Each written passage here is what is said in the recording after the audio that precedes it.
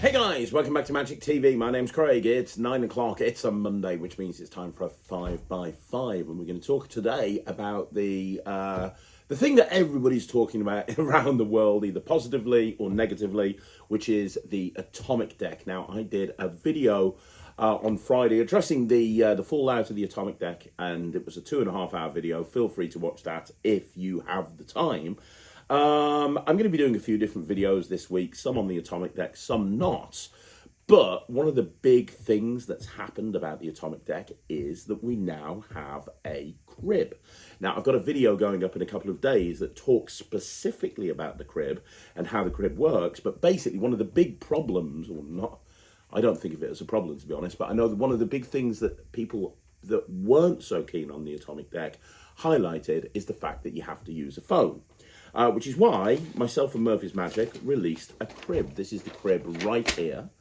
And the crib basically does away with the phone. And I'm filming this on Monday morning. By the time you see this on Monday evening, my time, the crib should be in the instructions area for the atomic deck. So if you're on the atomic deck and you want to get hold of the crib, or you want to get hold of the tutorial, because Javier did a half-an-hour tutorial on the crib as well and went through some wonderful ideas with it.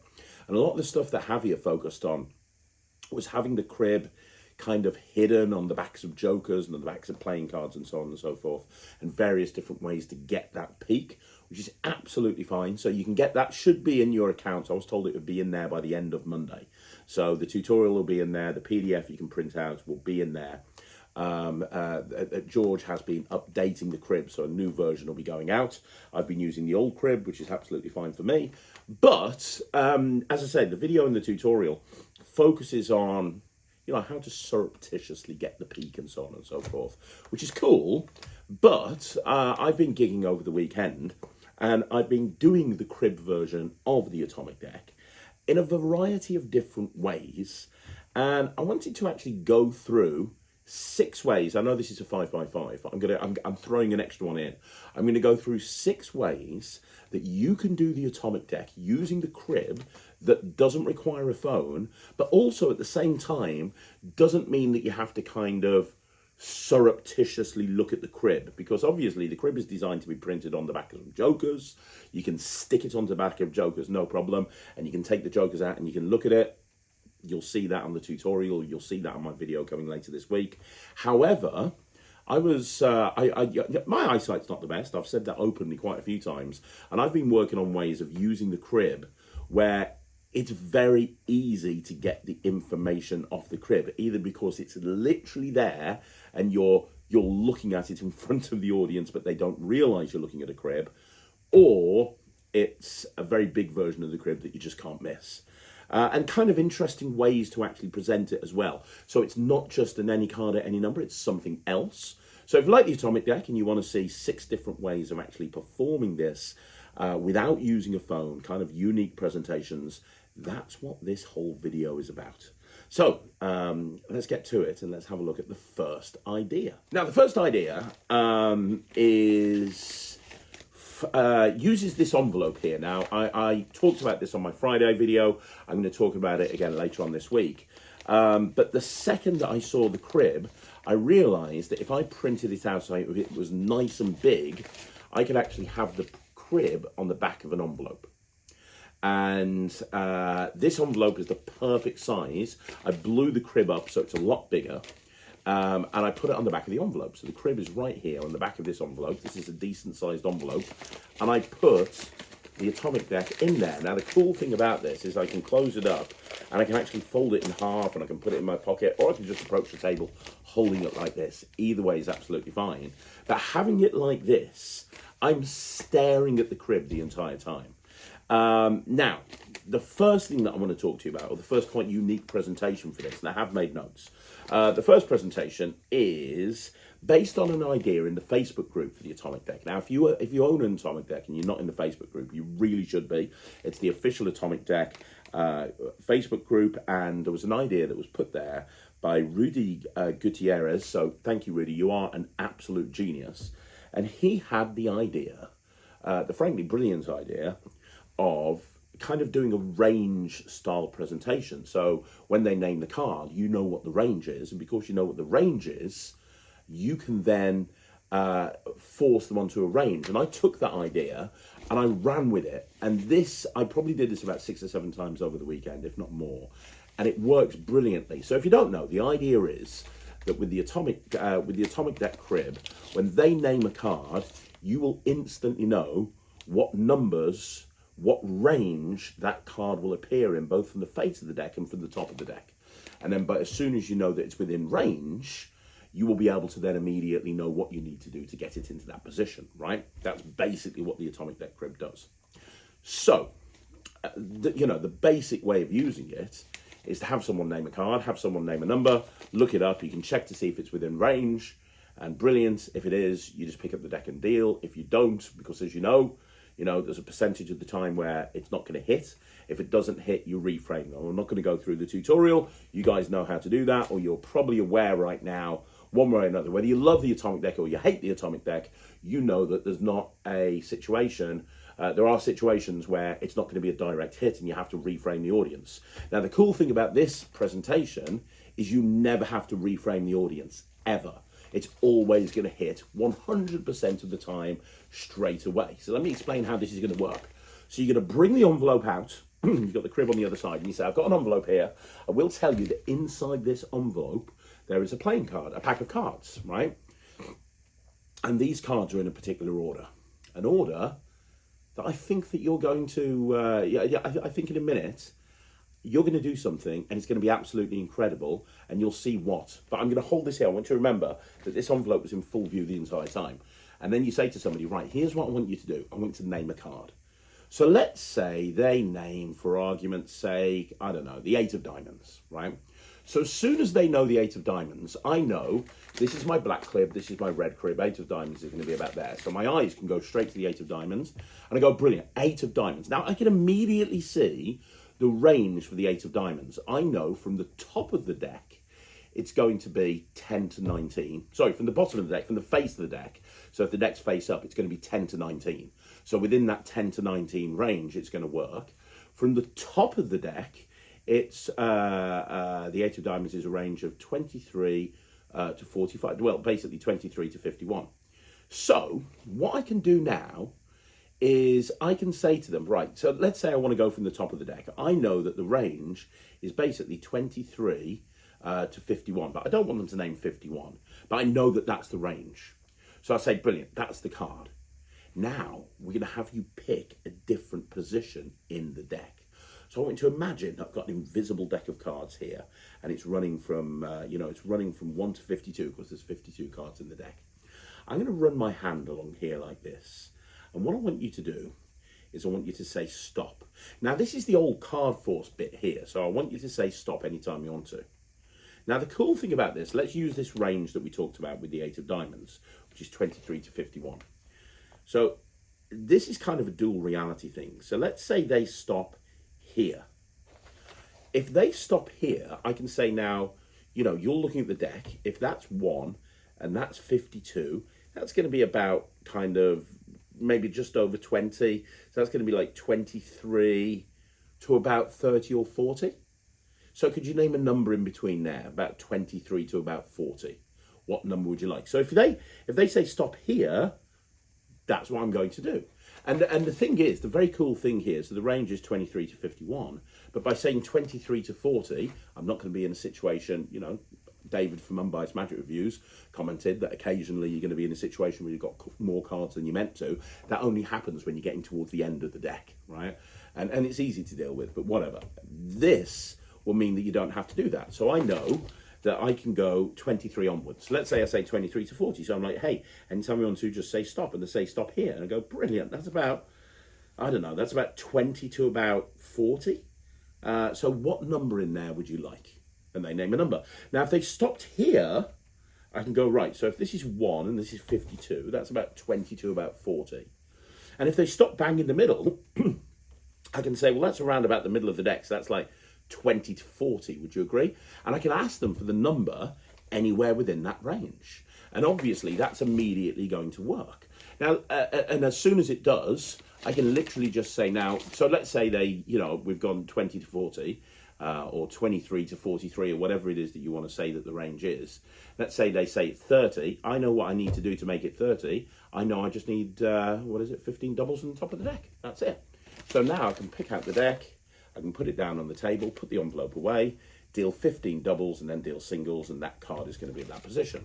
Let's use another example, right? So the card's in here, so I asked them to name a card. So let's say the card is the Two of Hearts. Should we say the Two of Hearts? Now, looking at the Two of Hearts, I can see the range from the top of the deck is 8 to 16. The range, and then 39 to 51. And the range from the face of the deck is 23 to 38. So I can then say, so there's a couple of different options here, which is really cool. So the range here is 4 to 9, 19 to 38, 8 to 16, 22 to 38, and 39 to 51. So I can literally just do this, and I can say, look, I tell you what, just say stop anytime you want to.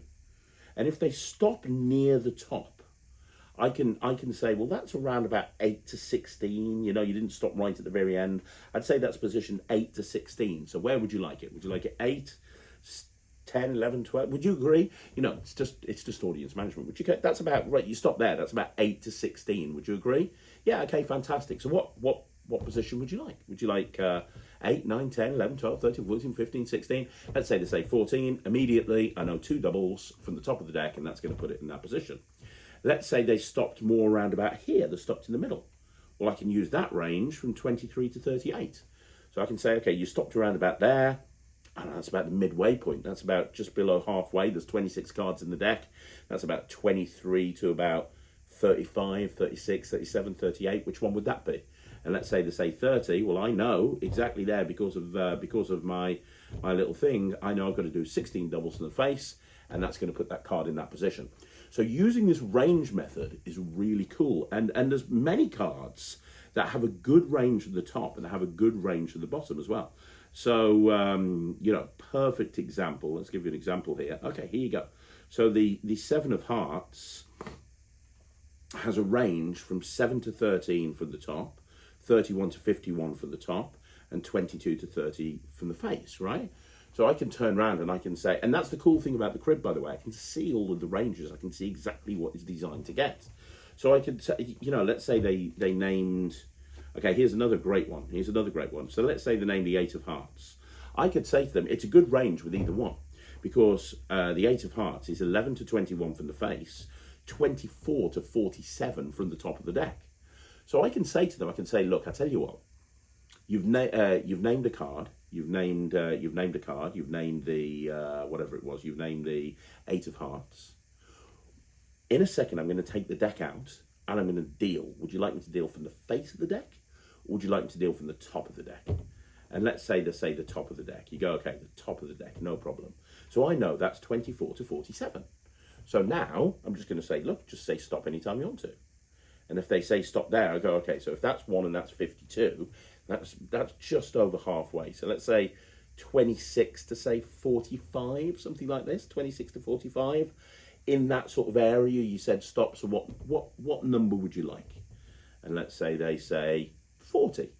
Well, I know, we've already got the number. I know I have to deal 7 doubles from the top of the deck, and that's going to put that card in that position.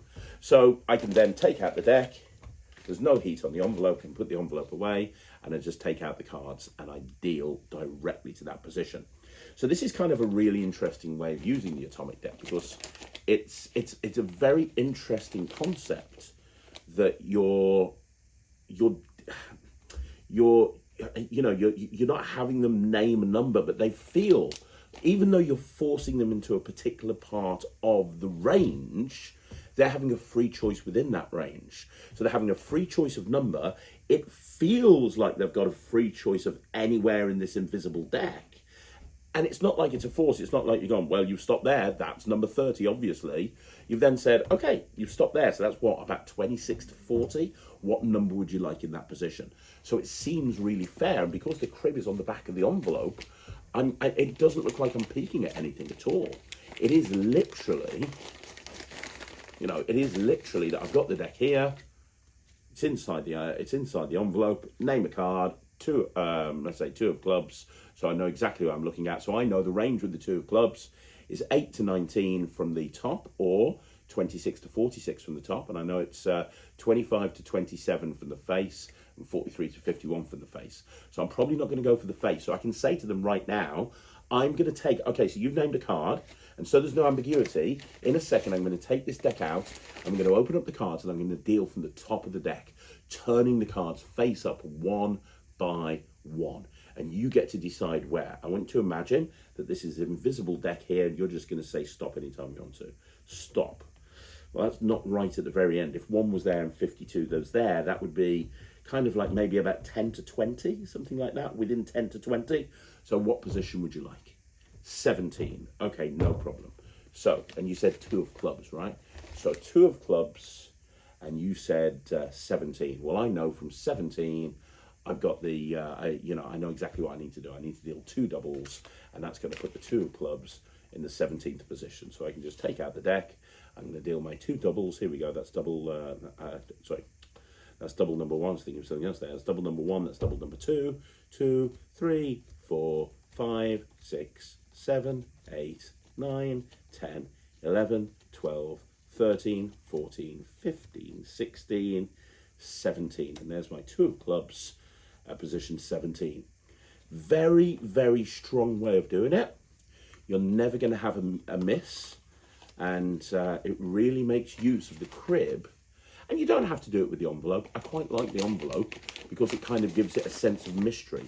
But if that's not the sort of thing that you want, if you don't want to carry an envelope around with you, you can just have the crib on the box, or you can have the crib on the jokers, and you can take the box out, put them there, and hold the jokers. The concept is still the same about using this range idea. So thank you to Rudy for suggesting that in the Facebook group.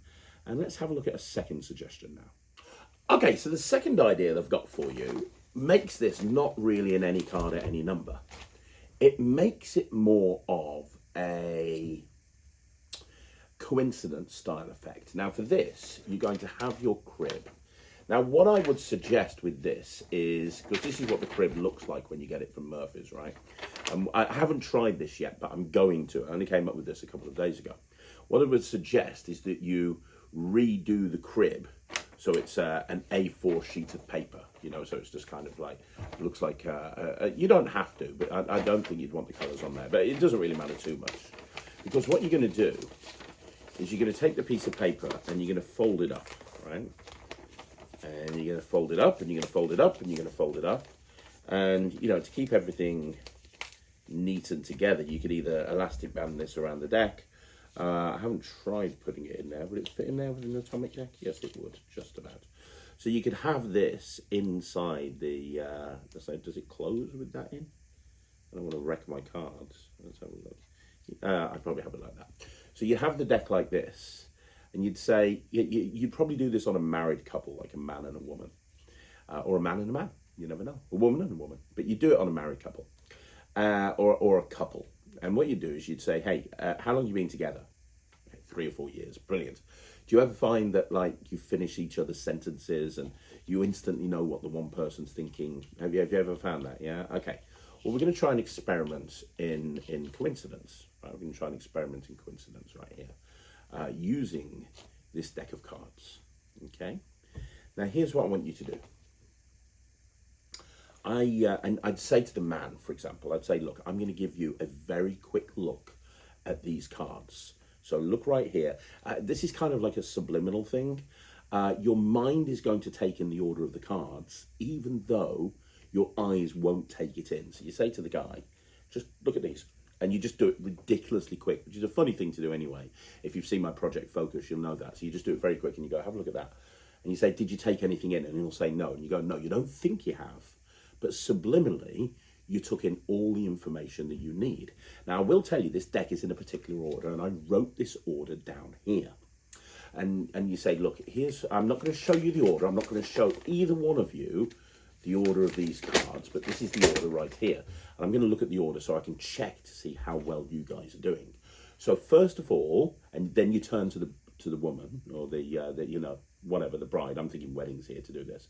So you turn to the bride and you say, right, okay, so do me a favor, name a card. And let's say they say Ace of Hearts.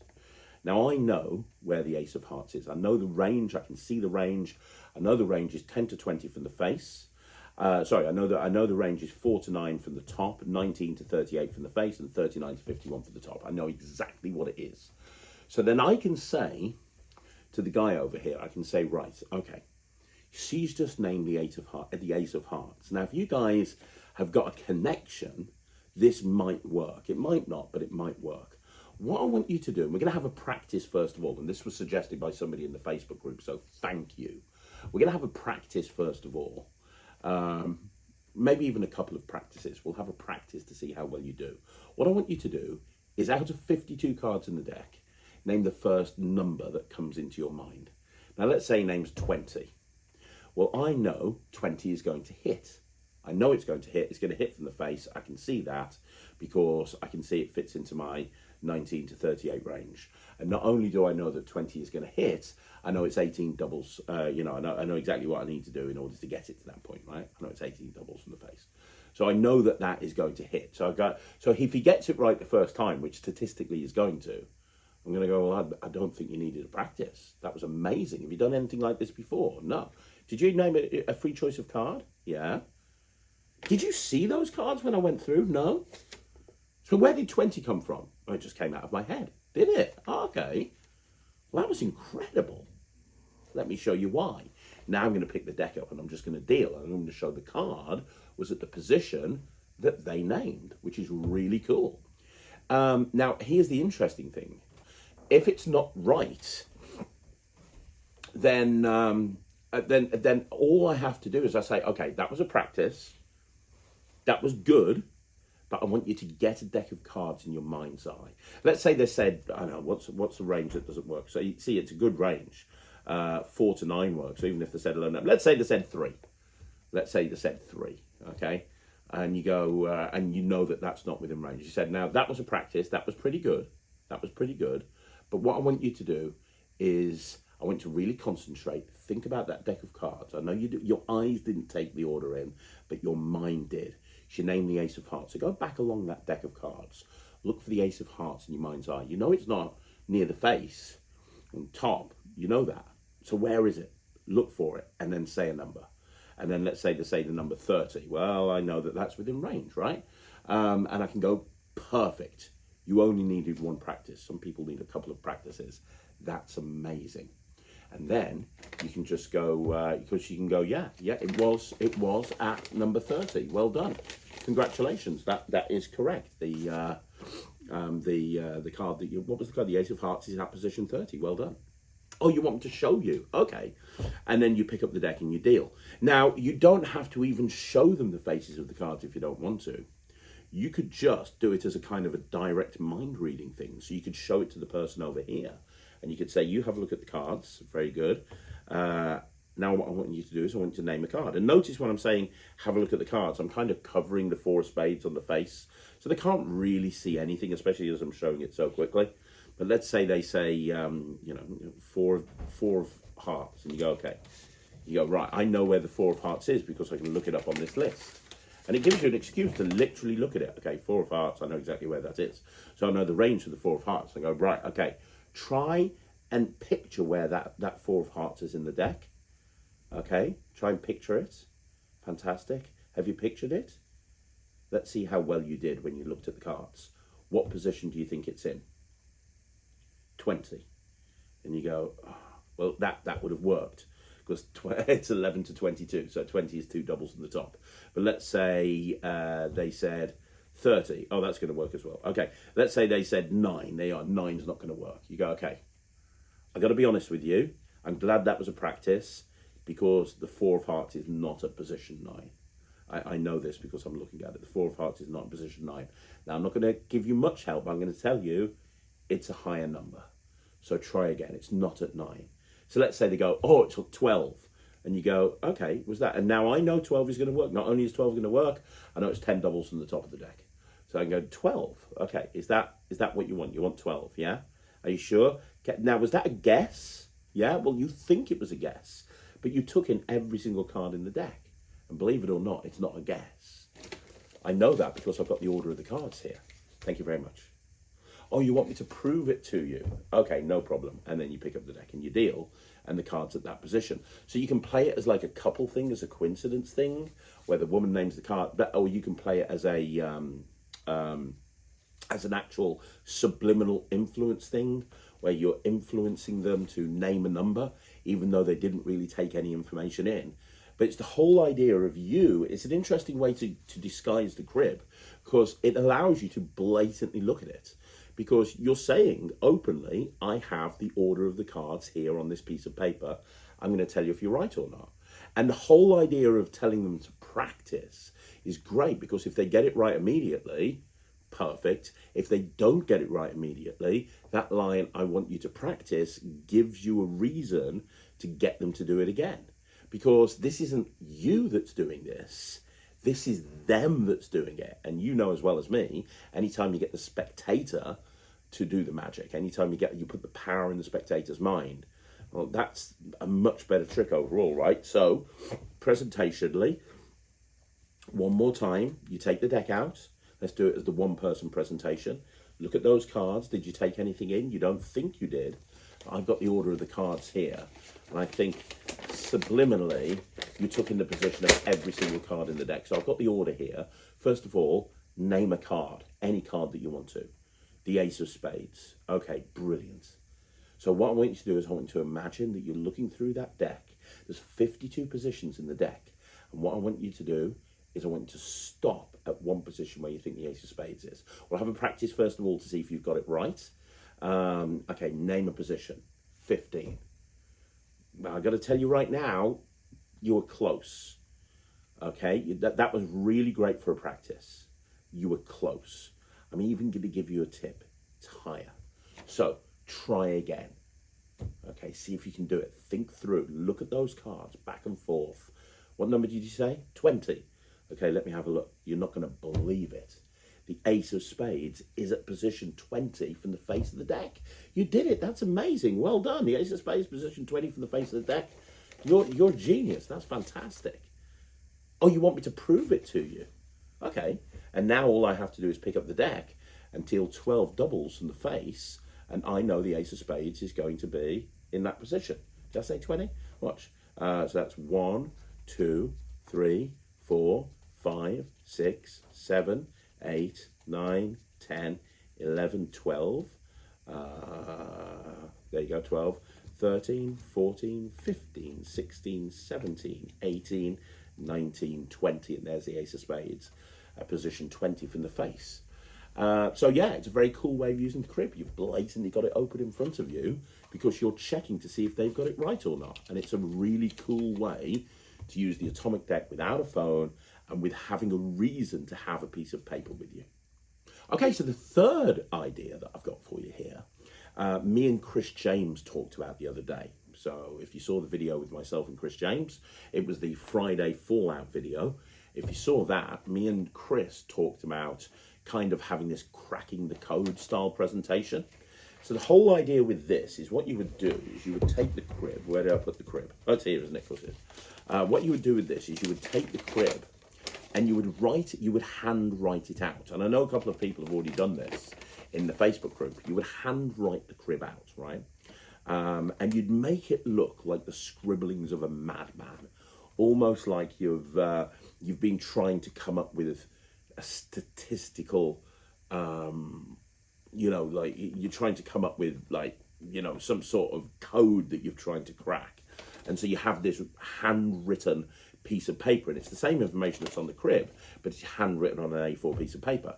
And it'd be nice to have that crumpled up and folded up, and you bring it out your pocket and you bring a deck out. So you bring the deck out and you say, hey, I've got a deck of cards here and I've also got this. Do you have any idea what this is? And you show it to them and you go, look, it looks like there's just random playing cards written all over it and random numbers. But believe it or not, I've been doing a study into how often when somebody names a card and a number, that card and that number appear together in the deck. And there's so many different combinations. It's unlikely, right, that any card and any number named and that card would appear at that number. It's crazy impossible. But I think I've cracked the code. I think I've cracked it, and you're not going to believe me. Now, it doesn't always work, and at the bottom, me and Chris talked about having a tally where it's like no, and there's a couple of lines under there, and yes, and a few lines under here. He's like, I think I've cracked this code, but I want to try it on you because it doesn't work every single time. So can you do me a favour? Can you name a card for me?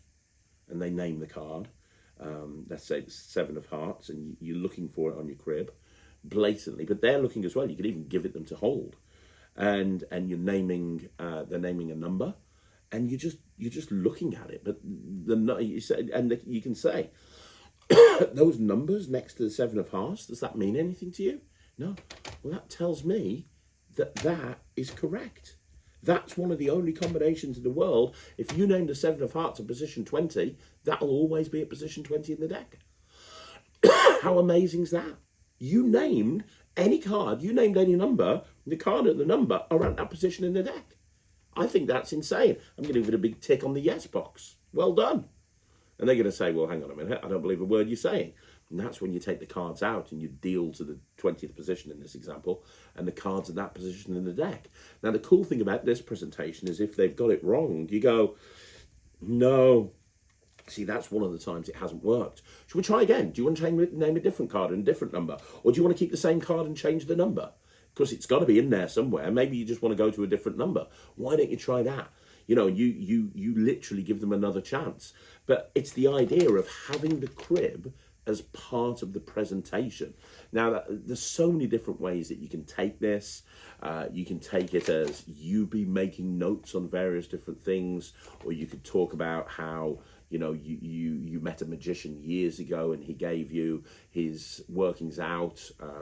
You know, maybe your mentor, who's unfortunately no longer with us, but he was one of the greatest magicians of all time, and he was able to do this trick where he walked out on stage, and he'd have someone name a card and a number, and that card would appear at that number. And when he passed away, he left me this sheet of paper, which has got all of his handwritten notes on it. And these notes don't mean anything to anybody, I don't think. But in reality, what they do is they tell me exactly whether the card and the number you're going to name is going to appear together. And I can't believe it. I don't know how this works. I genuinely don't know how this works. But pretty much every single time that card appears at that number. How weird is that? Do you want to try it? Yeah, let's try it. Have a look at this.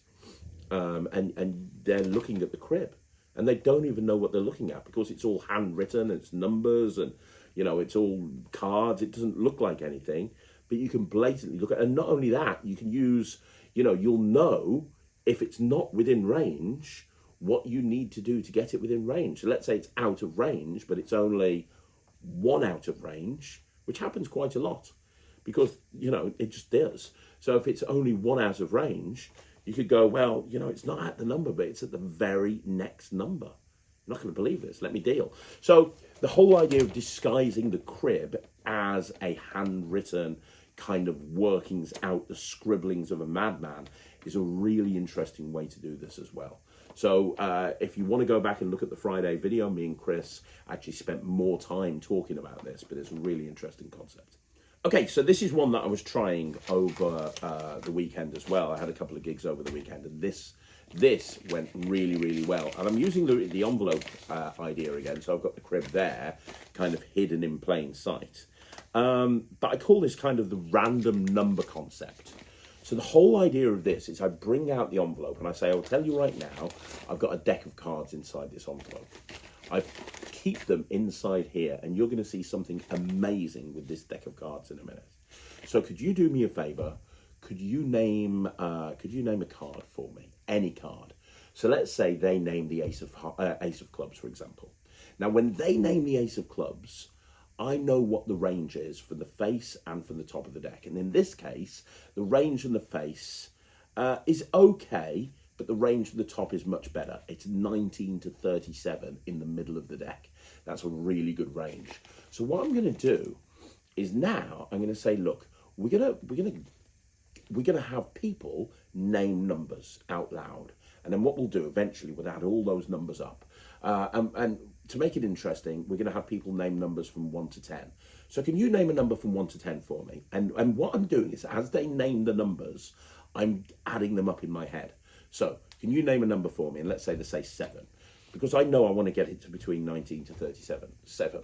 Okay, brilliant. Can you name a number for me? And let's say 5. So in my head, I'm thinking 12. Brilliant. Can you name a number for me? And they say 6. So in my head, I'm thinking 18. Can you name a number for me? And they say 5, So now I know I'm within range. So I can stop right there. But because the range is so good, I could say, should we get one more number named, or is that it? Should we get one more, or is that it? That's it. So what was your number? What was your number? What was your number? What was your number? Add them all up. What have we got? Oh, we got 35. Okay, that's fantastic. 35. So that's 2 doubles from the top of the deck. And that's a really interesting concept, because you're always going to fall within range. And because with the crib, you know what the range needs to be, you know what you have to do to get them within that range, unlike the app when you don't, right? So you can even build it into the presentation. So you can say, look, I'm going to show you something with this deck of cards inside this envelope in a minute that's impossible. First things first, can you name a card? 2 of clubs. Brilliant. That's a really good choice. I love the 2 of clubs. Right, okay. So here's what we're going to do. You've named the 2 of clubs. Now, in a second, we're going to get a completely random number generated between 1 and 52. But I don't want people to think that everyone names the same number, because psychologically, a lot of people will. If I ask someone to name a number, 37, for example, comes up an awful lot. So we're going to randomize it. We're going to get a couple of people to name numbers from 1 to 10, and then we'll add them all up together. So what I want you to do, so it's the 2 of clubs. So what I want you to do is I want you to name a number from 1 to 10. 6. Brilliant. Now I want you to name a number from 1 to 10 as well. 10. Brilliant. Okay. Now, what's going on in my head is the range for from the top is 10 to 19 or 28 to 46. And the range for the face is 25 to 7 and 31 to 51. So, with that in mind, I could stop right there at 16 if I wanted to. Because the interesting thing is, depending on the range, now, with that one, if I just got 16, a 6 and a 10 straight out the bat, and I know the range, the initial range is 10 to 19, I would probably stop right there. And I'd say, right, okay, was that a free choice of number? Yeah. Was that a free choice of number? Yeah. Let's add them together. What have we got? 16. Now, if you'd said a different number, you said a different number, we would have ended up on a completely different number. Is that right? Perfect. So you're not telling them how many people are naming numbers. You're also not telling them, and you are telling them you're adding them up, which is pretty cool. So you're telling them you're adding them up, but you're not telling people how many numbers you're naming. So let's use one more. Let's go down one and look at the... Okay, so let's look at the... which one should we go for? Should we go down here? Let's go to a heart. So let's look at the 2 of hearts. Okay, so I know the range for the 2 of hearts is 8 to 16 from the top, 39 to 51 from the top, and 23 to 38 from the face. So I can say, and notice I can also drop in whether it's the top or the face before I even open up the cards, which is really cool. So I can say, so they said the 2 of hearts. I go, brilliant. Name a number.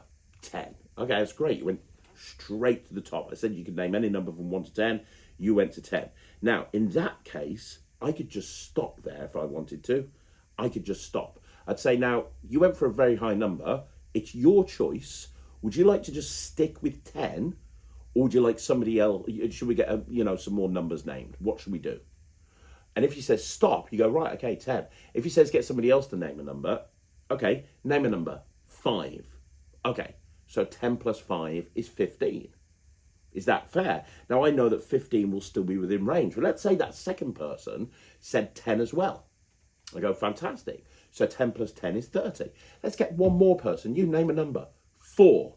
Okay, so 10 plus 10 plus 4, that's 24. Now I know that's going to be within range of the face. But not only that, I know that the range goes to 38. So I can say now, shall we do one last number or leave it at 24? Let's do one last number. Can you name a number? 6. Okay, that puts us to 30. So I'm going to take this deck of cards. And now I know, not only do I know that that's within range, not only do I know what to do, I need to deal 16 doubles from the face, I know it's from the face. So then I can say, right, okay, so we ended up together with 30, right? I'm going to take these cards out and I'm going to deal. I'll tell you exactly what I'm going to do before I do it. I'm going to take the cards out. I'm going to hold the cards face up so you can see them as they go past. I'm going to deal to the 30th position And what was the card that you named? It was the Two of Hearts, wasn't it? You're not going to believe this. And that will automatically bring us within range. So I take the cards out, I put the envelope away. There is no heat on the envelope at all. And now I can take the cards, I can open them up, and I can deal, and the card will be at that number. And it's a really interesting way of doing it because, and as I say, you can't do that with the phone app. But because I know the range with the crib, because I know exactly what the range is, it means that it's a very easy thing for me to be able to have people name number from 1 to 10 and get it within range. And even if I'm at the first range, I've got the second range and the third range and the fourth range. So it's really very cool. It's a very cool way of doing it. So I call it kind of the random, what do I call it? I wrote it down on my list as the random number idea. So it's kind of, and as I say, I did work this over the weekend and this got a really, really great reaction. This was really strong, and I love this guy. One of the reasons I love the website version is because it gets lots of people involved in the presentation, and as a working magician and not somebody who, you know, performs socially. Because I think, you know, the problem with a lot of the people that reviewed the Atomic Deck that don't like it, they perform socially, which is fine. There's no problem with that. But from my point of view, when I perform professionally and I'm performing at gigs, I want to get as many people involved in this as possible. I don't want to just get one. But it's rare that I'm performing to one person. You know, that's the thing. A lot of people, you know, if you perform socially, you're going to be in a situation an awful lot where you perform to one person. I perform to a big group of people generally. So I like to get lots of people involved. And this is a great way. One person's naming a card. Bunch of different people are naming the number. But because they're all having a free choice of number, it feels really fair. So there you go. That's the random number concept.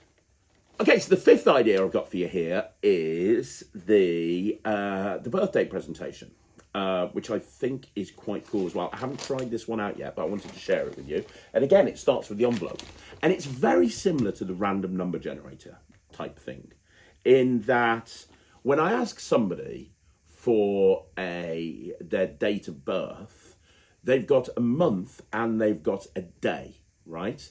So that gives me a lot of information that I can use from an ambiguous point of view to get to within the range that I want. Let me explain what I mean. And we'll use the Two of Hearts, isn't it? No, we've done the Two of Hearts, haven't we?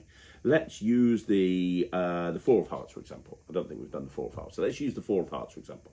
So somebody names the Four of Hearts, right? I know the range for the Four of Hearts is the 11th to the 22nd, the 11th card to the 22nd card on the face, from the top, also the 41st card to the 51st card on the top, and finally the 26th card to the 40th card on the face. I know all of this. So I can turn around and I can say, what did you want? You want the Four of Hearts. Brilliant. Now, I don't know your birth date, do I? I have no idea what your birth date is. First of all, what month were you born? And we'll use mine as an example. Okay, so my birth date is the 12th of April. So 12 and April is 4, that's 16. So using the Four of Hearts, for example, I know either one. I know that April will not fit into a range. 4 will not fit into range, but 12 will. So I could say the 12th of April, and I didn't know that. We've never met you before, no. And that Four of Hearts, you'd probably use the presentation here. I want you to think of a lucky card. I know you probably haven't got a lucky card, but think of a lucky card. Okay, now let's talk about your date of birth. What's your date of birth? Not the year, just the month and the day. 12th of April. Okay, so immediately I know 12 will fit. So I'll say the 12th. Now, I'm going to give you a choice right now. We can either use 12 or we can add 12 to 4 because your birth month is April, which is the 4th month. So we can add 12 and 4 and get 16, or we can just have 12 because that's obviously the day that you were born. What would you prefer? And it makes no difference because with the Four of Hearts, 12 and 16 will work. So I can give them a completely free choice. But let's just say that I was born on the 23rd of April. Well, I know for the Four of Hearts, 23rd is not going to work. It's just not going to work, right? Because it's just not, because I can see the range. It's 11 to 22 and 26 to 40. So if I was born on the 23rd of April, it's not going to work. But I know if I add 23 to 4, that is going to work. So I can say, right, okay, so 23rd of April, So what we'll do is we'll take the 23, and April is the 4th month. We'll add the 23 to the 4. What does that get us? That gets us 27, right? So we'll use the number 27. That's a number that's completely unique to you. And I know 27 is within range. But I don't have to just add, I could take away. So let's just say that I don't know. I can't think of an example, but let's just say you were born. Okay, here's an example. Let's just say you were born on the 30th of May, and 30 is out of range, for example. But 25 is within range. I could go, so the 30th of May, what we'll do is we'll take your date of birth and we'll take the month away from the date. So we've got the 30th, we'll take the month, which is the 5th month, away. What does that give us? 25. Are you happy with that? Was that completely random? Yeah. So because you're being ambiguous with what you're doing with their date of birth, you can use that information pretty much to get within range almost every single time. Now, I know there's going to be people sitting there thinking, well, what about the 1st of January? And you're right, the 1st of January, 1 add 1, 2. That's right, but you're not saying what you're going to do. So, for example, on the 1st of January, let's just say it is the 1st of January. You go, okay, so the 1st of January, so we're going to use your date of birth. What's your date of birth? 1st of January. Okay, fantastic. And what we're going to do, we're going to use your date of birth as well. What was your date of birth? Mine's the 12th of April. So now I can add their two dates up. So I can say, well, you were born on the 12th, you were born on the 1st, right? So that's 12 plus 1, which is 13. Or if I need the number to be higher, I could say, let's add all of those individual numbers up. So that's 23, and it's 12 and 4, which is 16, plus 1 and 1, which is 2. 16 plus 2 is 18. So there's lots of different ways that you can use somebody's date of birth to bring you within range. And because you're looking at the crib from the very beginning, whether it be in an envelope or it be on 2 jokers that you're holding when you've put the deck down on the table, or it might be on the back of the box or whatever it is, because you've got that crib in front of you, you know what you need to do to bring it within range. So with a little bit of just thinking on your feet, having someone name a birth date will pretty much immediately get you within range. And I love the idea of having someone name a favourite playing card and saying to them, if you've got a lucky number, you might want to lead, just off the top of my head, with, have you got a lucky number? And if they go, yeah, and you go, what's your lucky number? And they go, 20. You go, and that's within range. You go, let's do that. And you go, but if it's not within range, you go, well, you know what? That's not actually a lucky number. Did you go through the process to get your lucky number? You didn't. Okay, I'm going to teach you now how to get a lucky number, okay? So first of all, what's your date of birth? And boom, now you're into it. Now you can say, well, 12th of April. So we'll add 12 and 4. That's your lucky number, 16. There you go. If somebody else had said that, it would have been a completely different number, but you've ended up on 16. So it was the whole idea of using their month and a little bit of thinking on your feet to get a completely random number and have that card appear at that number, and that will work 100% of the time. And you've probably noticed all of these ideas that I'm giving you right now are working 100% of the time. There's no out needed, because they don't really know why you're naming a number. They know you've got a deck of cards inside here, but that doesn't mean anything. They don't really know anything else. So, it's a really fair process that you're going through, and kind of a little bit more interesting than name a card, name a number. So there you go. I know this is a 5x5. I do have one more idea for you, and I'm going to speak about that right now. Okay, so the final idea I've got for you is to combine the atomic deck with a peak and a magic square. So in this scenario, I think, and I haven't done this, I'll be honest with you, but I think I'd have a magic square written out on an A4 piece of paper, and that would be in here like this. But it's not written out with the numbers. It's just written out, right?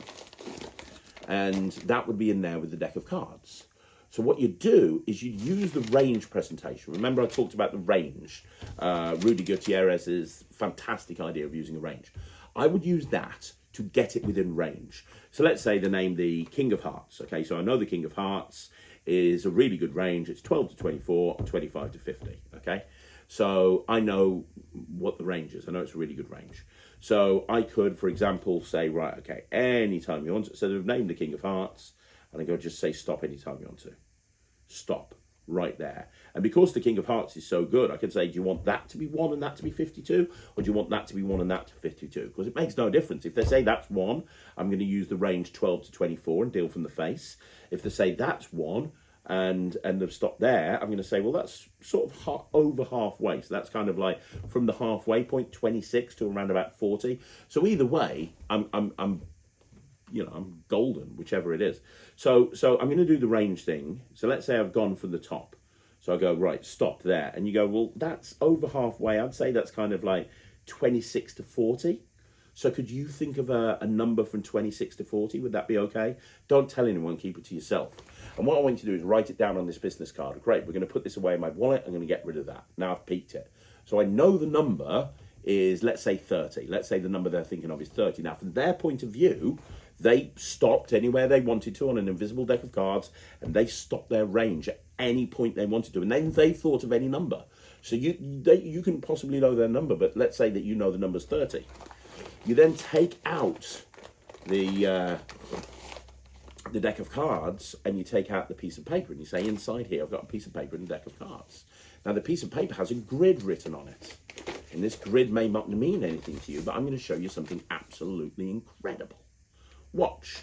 Now you do your magic square. You just write out your numbers, right? You do your magic square. I'm not going to teach you a magic square now. You write out your numbers and you go, there you go. Is your number there? And they're going to go, no. And you go, it's not. Oh. What was your number? And they go, 30. And you go, well, here's what's interesting. Look at these 4 numbers. You add them together, it's 30. These are 30, these are 30, these are 30, these are 30. You do your magic square. And you go, but, maybe I'm just a math genius. Maybe somehow I knew your number. Even though you had a free choice, completely free choice. But this deck of cards has been in this envelope the whole time. Not only did this come out to your number, but check this out. Now you open up the deck of cards and you deal to the 30th position, and you say, what was the card that you named at the very beginning? You could even have them write the card down and peek the card as well if you wanted to. So when they're peeking the number, you could have them peek the card. You could start off by saying, hey, do me a favor, write down a card, put it away in the pocket. Very good. Peeked it. Boom. Done. Asius Novus. Whatever. Second one, you then have them write down a number. Brilliant. Boom. So you do the thing, and then you say, but, you picked a deck of cards. You picked a card at the very beginning, didn't you? Don't tell me the card. What was the number? It was 30, wasn't it? Yeah? I'm going to deal to the 30th position. What was your card? King of Hearts. Boom. So it's kind of interesting combining a magic square with with the atomic deck. It's a really interesting concept. So there you go. That's the final one. So that's 6 different ways of using the atomic deck without a phone, using the crib in kind of an interesting way that eliminates the trick ever not working 100% of the time. And I've talked about this. I don't have a problem with it. It always works. But occasionally, as you know, because people have talked about it ad infinitum now, a percentage of the time you're going to have to reframe the audience. I have no problem with that. But what I am all about is constantly thinking about my tricks. I don't just bring the tricks out and then that's it. It's why we've added a crib. It's why we've added extra functionality. It's why I've spent all weekend writing instructions for new stuff that's going to be launched with the atomic deck soon. But I'm constantly thinking about ideas. And here is an example of 6 different ways that you can do the atomic deck without actually even needing at any point to use a phone, without needing to ever reframe anybody, because the way that you've done it, it's going to work 100% of the time, every single time. Now, I'm not trying to change anyone's opinion. I know there's a percentage of the Magic community that absolutely bloody hate the atomic deck, and that's fine. That's not a problem. I'm sorry you don't like it, and I'm sorry I have upset so many people to the point that personal insults feel necessary. I am very, very sorry. I really am. But for the people that like the atomic deck, for the people that use the atomic deck, here are 6 presentational ideas that you could do almost immediately, and you can use it. So the crib will be in your accounts, the same link that you used to access the original tutorial. The PDF will be in there. There's the 30-minute tutorial by Javier. There you go. Thank you so much for joining me. The atomic deck is pretty much sold out worldwide. Some magic shops still have some left, but I think pretty much Murphy's are out. So, if you want to pick it up, please do so. It's a fantastic product. If it's not for you, that's absolutely fine. And if you've got it and you're in the Facebook group, Thank you for your support. I'll see you again soon. My name's Craig from Magic TV.